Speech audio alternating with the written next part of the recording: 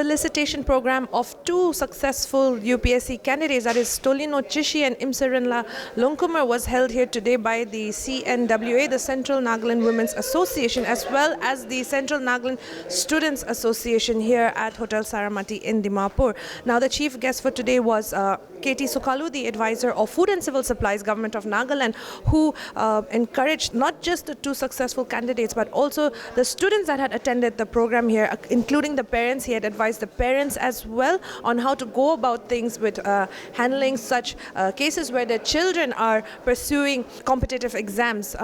During the program, the former Additional Chief Secretary, also HK Kulu, was present. He also exhorted the audience and the students over here. And the two successful candidates also gave a very heartfelt, honest speech about how they went through the process of getting into this, one of the most toughest competitive exams in the world. Let's have a look at today's program.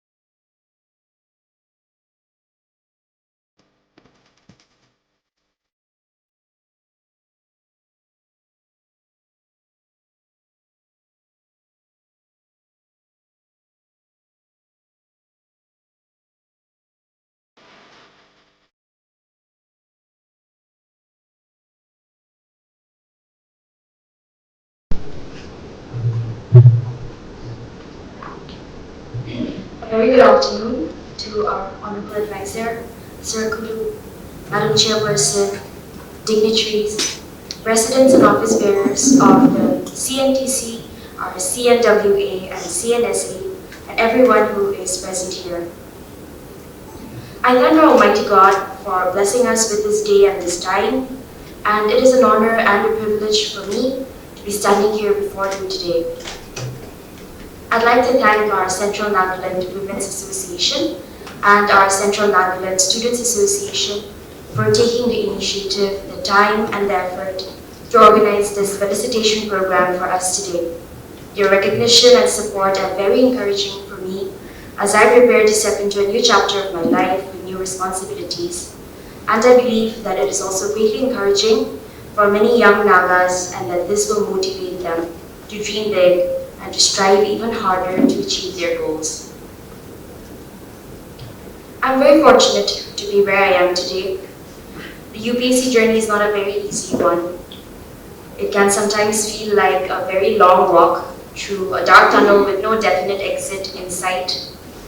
I've been able to find my way out, and this has only been through the grace of God and the unconditional support of my family and my loved ones. This journey has been quite a learning experience for me. Most of the challenges that I faced during the course of my preparation were to do with understanding myself better and learning to manage and work better with myself, with my capabilities, my strengths and my weaknesses. I believe that I've come out of this process a more disciplined, a more resilient and a more emotionally balanced person than I was at the beginning of it. There have been many good days during this journey on which I have genuinely enjoyed what I was studying.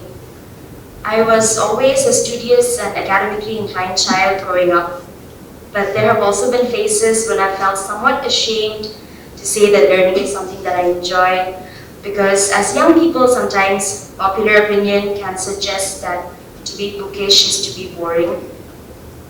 It's been a journey of its own, largely influenced by experiences that I had in college, coming to value knowledge and learning as ends in themselves and not just as the means to something else.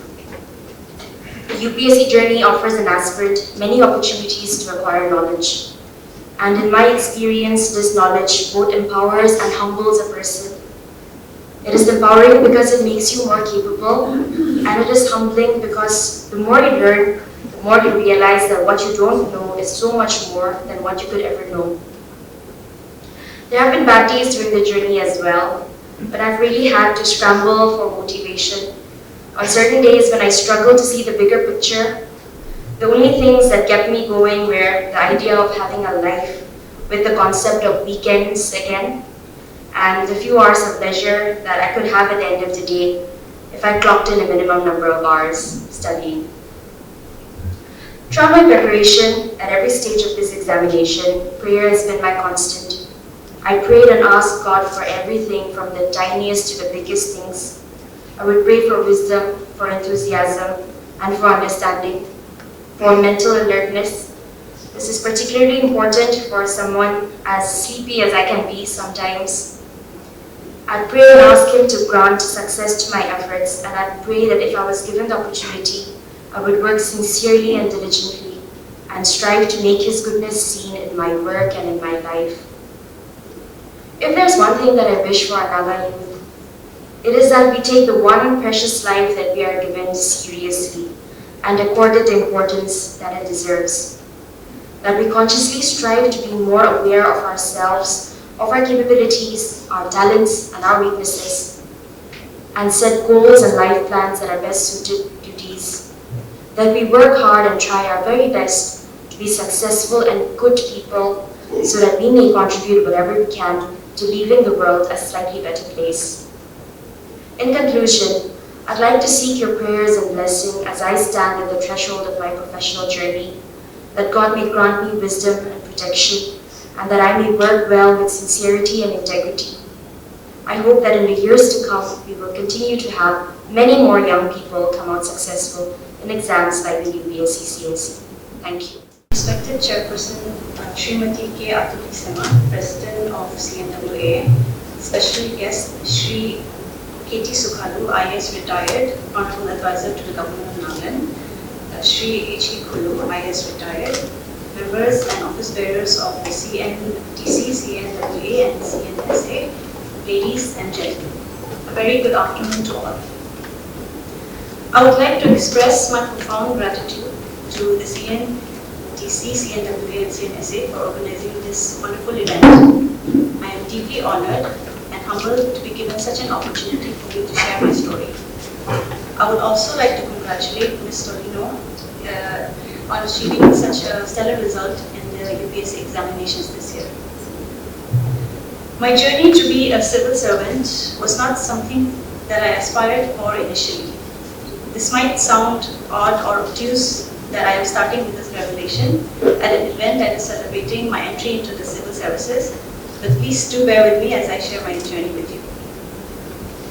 I pursued BCom Honours from Delhi University and then proceeded with a postgraduate program in management from IIM Bangalore with an aim to climb up the corporate ladder and build my life around it.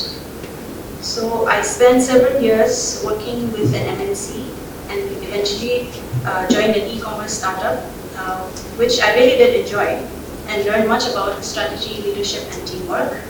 However, little did I know that one day I would decide to switch lanes and enroll myself to write one of the world's toughest examinations in order to serve the people. This decision came by not suddenly, but after a gradual realization that I sought greater fulfillment in the work that I do, which according to me would only come through public service. So here I am, after 6 years of uncertainty, frustration, little gains and little losses, and many life lessons along the way, where I'm able to reflect and shed some light on my journey, which can hopefully inspire and guide others who have decided on a similar path. I think most civil service aspirants can agree that this examination can be quite a grueling experience, where you have to make a lot of sacrifices, not only in terms of careers, but in terms of social life, and it can be quite a lonesome journey. It requires a lot of determination and mental grit to persevere and overcome a lot of obstacles and failures. In this regard, I would really like to thank God, my parents, my family, friends, and all my well-wishers for keeping me in their prayers and for being a constant pillar of support in my endeavors. Having this unyielding support system is what kept me going, and I hope that everyone embarking on this journey is blessed with the same. Since in the audience there are students or parents whose children are interested in the civil services, I would like to take a few more minutes to share some insights which may give some perspective into how I approach the civil service preparations. First would be that this exam shouldn't be the end all and be all of one's life, given that it is very competitive and the success rate is quite meager. Having a safety net or a backup plan can go a long way in easing the pressure one asserts on oneself to perform. Secondly, it is important to stay in touch with one's hobbies and interests, which can be quite refreshing between long stretches of study hours, and it may even enhance one's productivity. Thirdly, one must know one's strengths, weaknesses, and aptitude, and carve out a strategy that best suits them in tackling these exams. Another point which is very important is that one should have clarity with respect to their goals and the right intention in joining the civil services. This can be quite crucial in keeping oneself motivated and propelled towards their goals. And lastly, I would say one should have faith in God, in the power of prayer, and in themselves to be able to overcome obstacles and achieve their goals. I would like to conclude by saying that where I am today is a culmination of a lot of things. Support from my family, friends, God's grace, and my own hard work as well. And also, I would say, a little bit of luck. And it is just a stepping stone in the beginning of another journey where I can hope to serve the people of Nagaland as well as the people of the country as a person of principle, integrity, and compassion. Thank you. First of all, I thank God for being able to be amongst you, and respected chairperson, CNTC Imena, President, Cnwa, and Cnsa, and all the office members, and those who are gathered here. I would also like to first address Tolino, Imsurenla for this achievement. It is indeed very great achievement, and you have completed the last and made it thus far. Where you will serve, where you will be posted is not yet very clear. But this achievement is the apex of achievement as far as civil services is concerned. I would like to congratulate all of you first, and hope the younger generation will draw inspiration from the way you have studied, your commitment and discipline when you have come thus far. Your parents are also well known, it is to me, Chief Engineer Kasho and Tolina,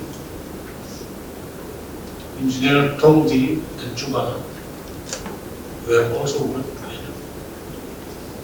And it is indeed for me also a very happy occasion. I'm sorry, in fact, I should not be approaching on your time, but normally I don't take that long to speak, so I'll try to be very brief. A few words of encouragement for the younger generation, but first to the two achievers. You may be in Lal Bahadur Shastri Academy of Administration. As I look back, it was 42 years ago that I joined the Mussoorie Academy.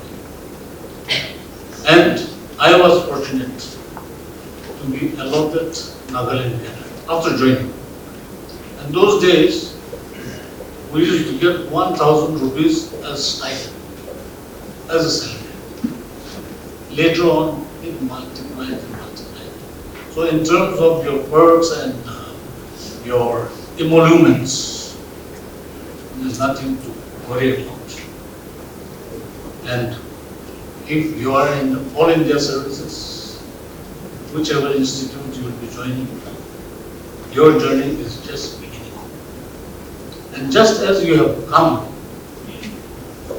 through commitment, through hard work, dedication, and yes, with the support of your parents and your siblings and relatives, but most importantly, with the blessing of God.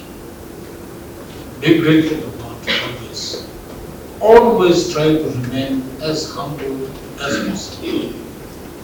Wherever you go, I may also acknowledge in my own way that one time, maybe occupying an important chair, sometimes as human beings, maybe I used to look back after retirement. Maybe I shouldn't have been so rude or abrupt with people who come to meet you. Try to always have the patience. And the more humble you are, the greater the respect you will receive. And this is the greatest satisfaction. Whatever you may do, whatever you may achieve, there will be ups and downs. You may have problems with the people, with your bosses, the political bosses, if I may so say so. But never get discouraged. Always maintain your calm, keep a cool mind, and do whatever you are expected to do with sincerity, integrity. That is what I would like to say to you. As for me, my journey began in 42 years ago. My memory is also beginning to get a little vague nowadays. But I remember, I had appeared from Bombay. I was working in airline. Those days, I did not take any coaching. It was God's grace and the blessings which were answered by God to my parents' prayers that I could achieve. Of course, I was something special.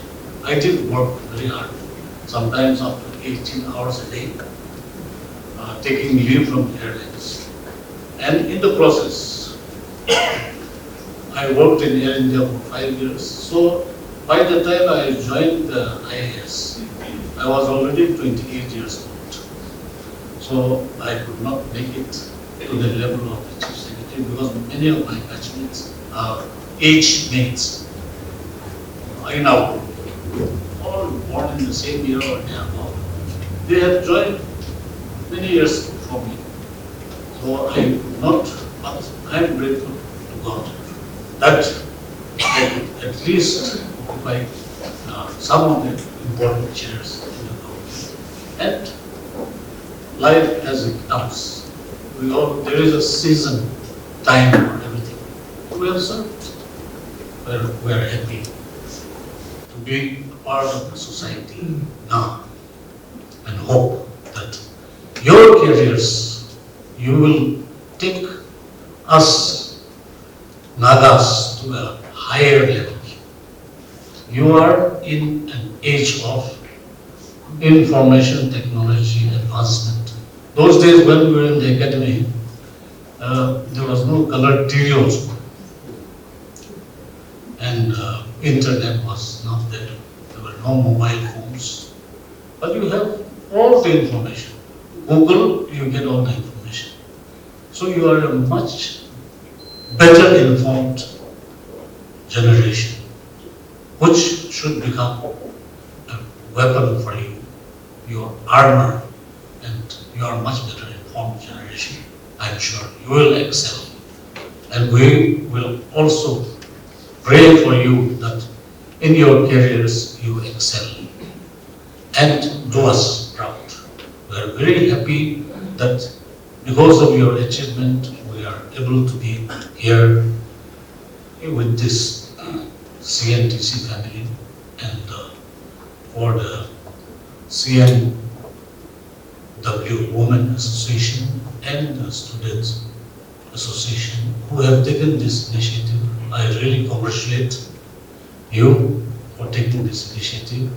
The CNTC president with his team have also come, and I'm very happy to meet the CNTC family, and I hope many more laurels will be brought by the students who are here. Some of them, maybe some are from Ummas, from other villages, but our Nagas, yes, when you go out, sometimes you might face setbacks.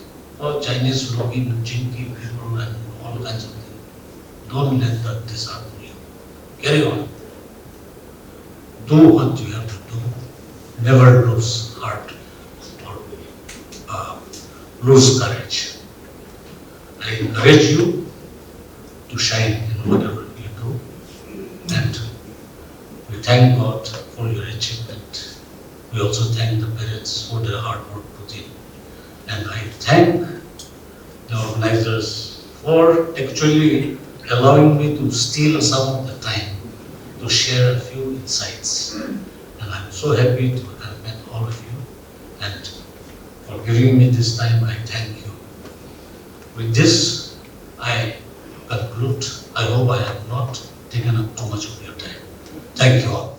I'd like to thank God for giving us all this opportunity that we gather as CNC family to felicitate our two successful youths. I would like to congratulate Tolino and Imsurenla for their success and making us proud. Chairperson Toli, and all members of the CNTC, Cnwa and Cnsa. Well, the president called me up. I did not hesitate. I just said, okay, I'll come. And you will wonder why, as if I'm so eager. Politicians going to all the functions is also a big problem. So, but anyway, my concern is the future, the youth, who are the leaders of tomorrow. So, of course, I see some parents here, fathers here, mothers here, and students here. Tomorrow is your day. So, a little experience I thought I will also share with the youth and also share my thoughts. Today, I'm grateful that Mr. HK Kulu is with us.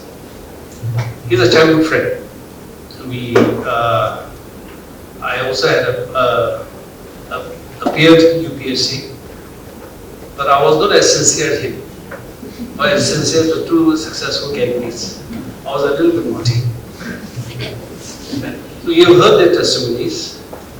He's the first Sumi IS officer who were directly into the UPSC. We also got into the All India service, but we worked through the service. So I requested him if he can come, share his experience and advise the two young successful candidates, and also share how he made it to the top. He retired as the Additional Chief Secretary, and like he said, and I think all the people will know, the young people may not know, but the older people will know, he has served in various capacities, and he has served very well. And I'd like to thank him for sharing his experience and his words of encouragement to the youth. See, my young friends, all of us, the youth of Nagaland, we are very concerned. The government is very concerned. You have seen today's paper about 42 of our youths in Gujarat being arrested because they've been working in call centers which are not very, genuine call centers. I know Nagaland has a very serious employment problem. We have, in fact, too much government servants, more than we actually require. But fortunately or unfortunately, over the years, many systems were not followed, and and many appointments were made. Now that we have streamlined the system, getting employment is going to be very, very difficult unless one is as committed as the two young ladies here who have given the testimonies. Every year when NPSC results come out, when NSSB results come out, I look for the names of the people who are successful. Yes, many are coming out. But, you know, there are many more who can't get jobs. And how do we accommodate the youth? Either in some private sector or in some, you know, if we have good investment from big multinational companies, our youths can be accommodated. But you know our present problem. We have the political issue, we have so many things, and no big companies would like to invest in Nagaland. You will be aware, not during this time, but earlier, the government had proposed to have an economic zone where big multinationals can come and establish their companies, where our boys and girls can be engaged.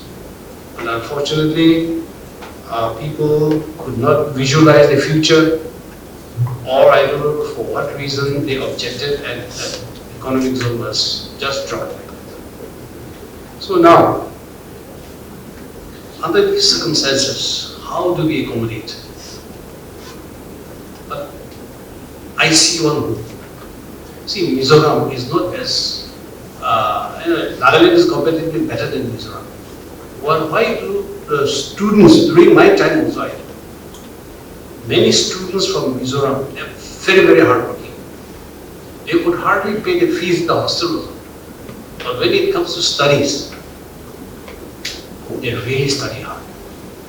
For example, I'll tell you Mr. Laltara, you all know, he was our former chief secretary.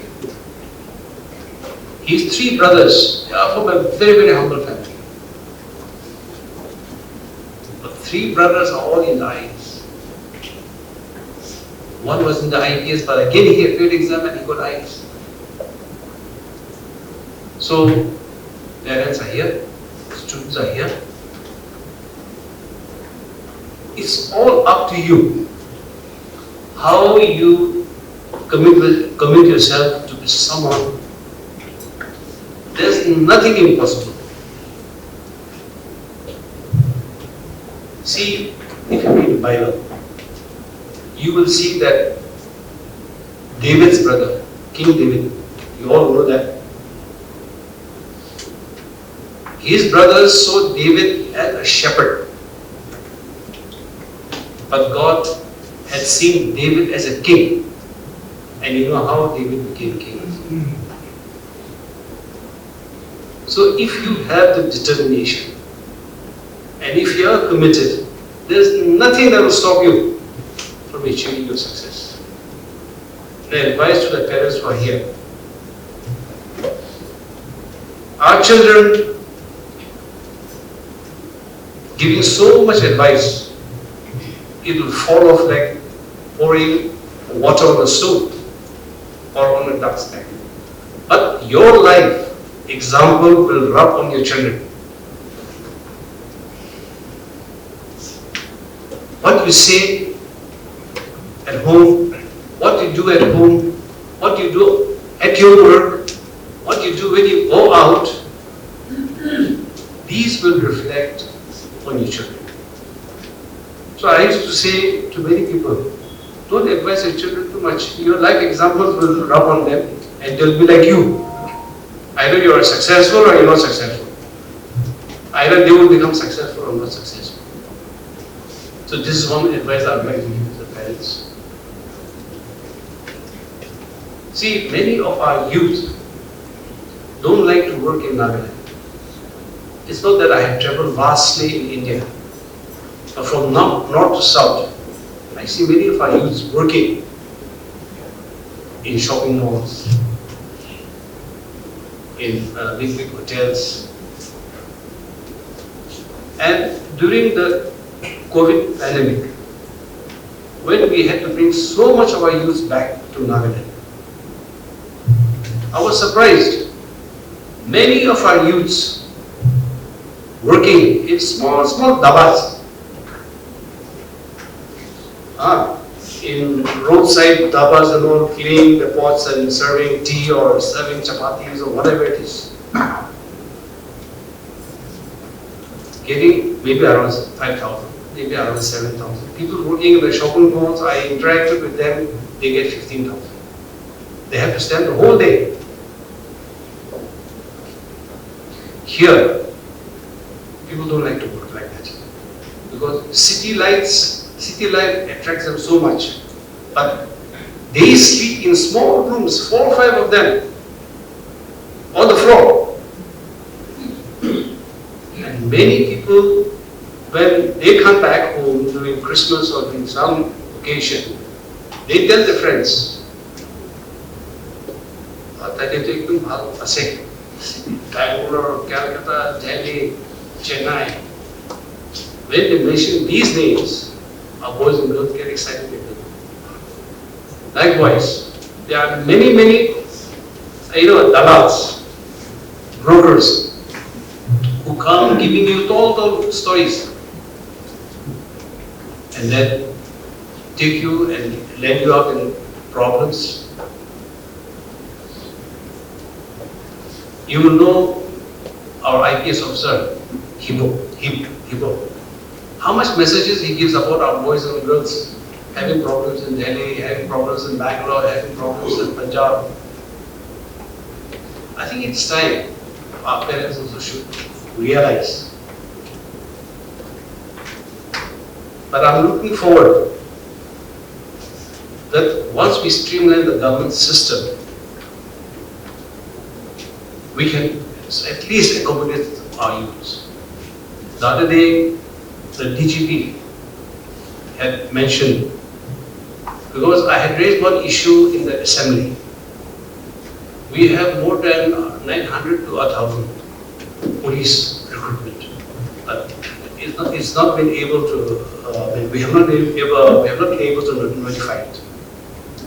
I had raised an issue saying that the constable recruitment should have minimum class, at least class 10. That is my opinion. Why I am saying this, people misunderstood me. A constable will not remain constable for the rest of his life.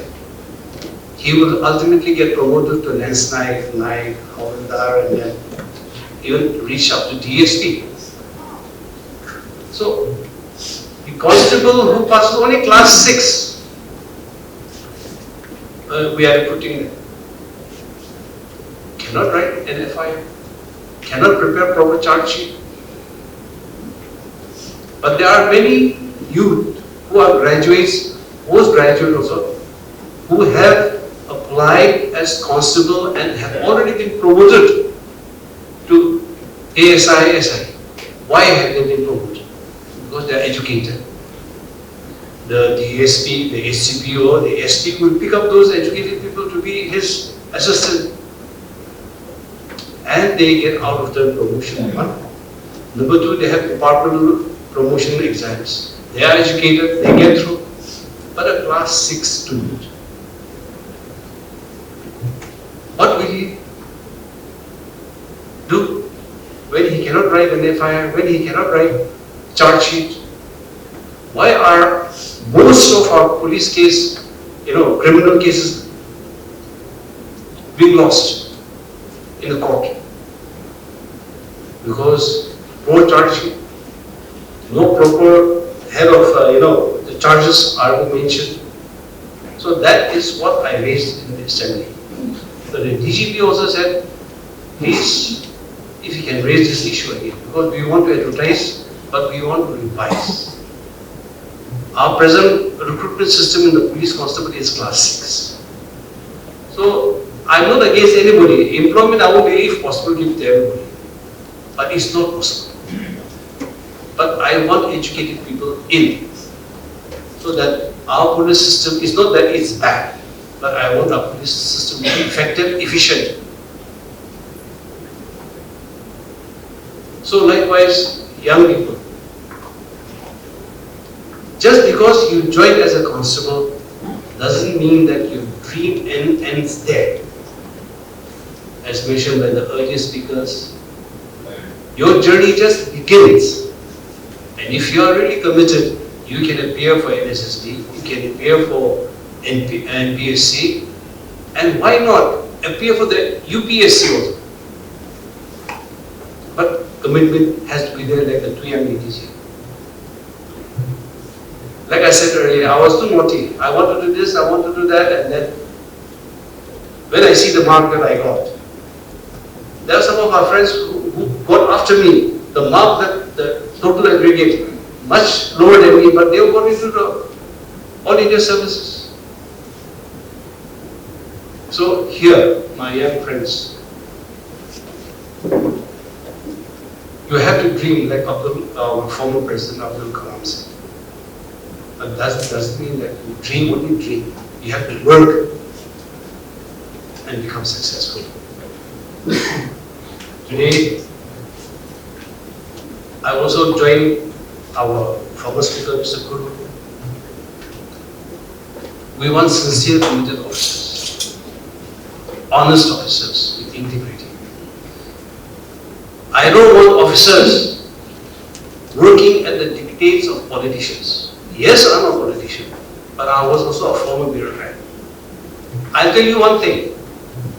When I was in service, ministers used to call me, my ministers at that point of time. They'll tell me to do things which is impossible.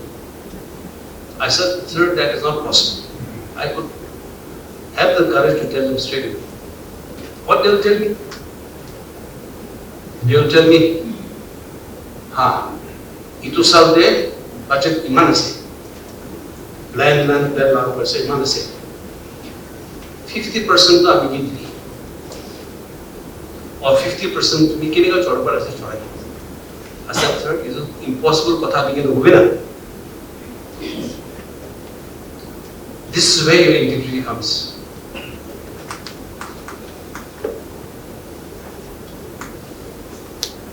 I don't mean to say that today is happening like that, but as bureaucrats, as civil servant officers, or as any capacity that you work in the government, your integrity has to be. I retired, then my former friend, my friend and former chief secretary, late Imsurenla, Mr. Tushi Iyer, Mr. HK Kulu. After retirement, you know what? Since the wives I have there, 35 years I served, so my wife was very happy. Now I look after the children. You will now look after the family, or your retirement. I never aspired to be this or that, but then I retired. I was staying at home, planning what to do. Then my former friends, they told me, a search panel has recommended your name to be the Vigilance Commissioner. So why don't you be the Chief Minister? I said, no, why should I go and meet?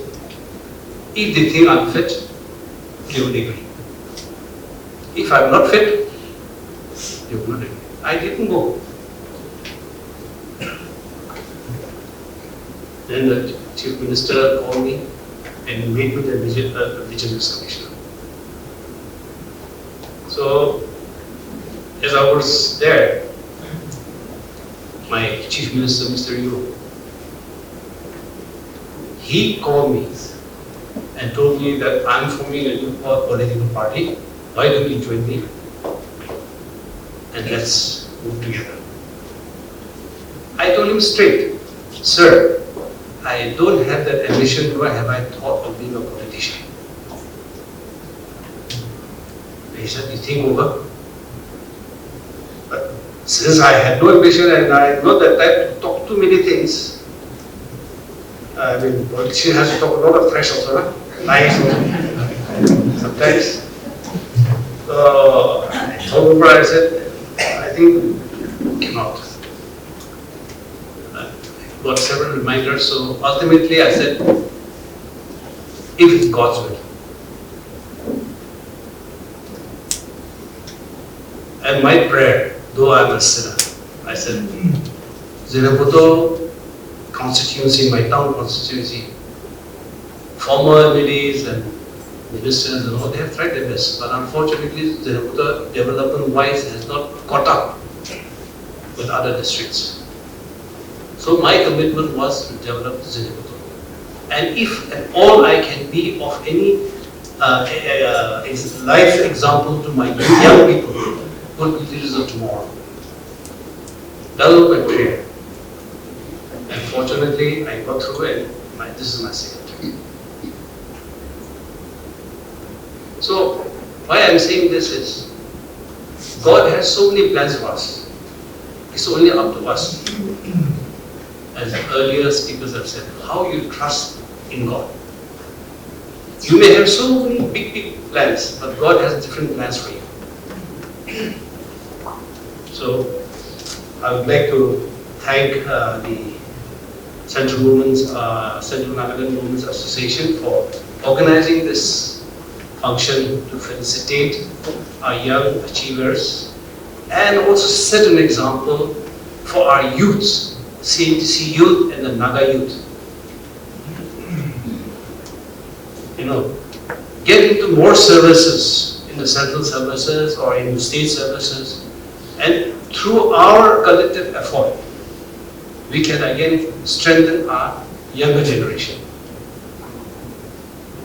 So I would like to thank each and every one of you for this felicitation program. I would like to request both the achievers, if I just would like to give a little token of my appreciation to both of them. So Tolino and Imsurenla, if you can come forward.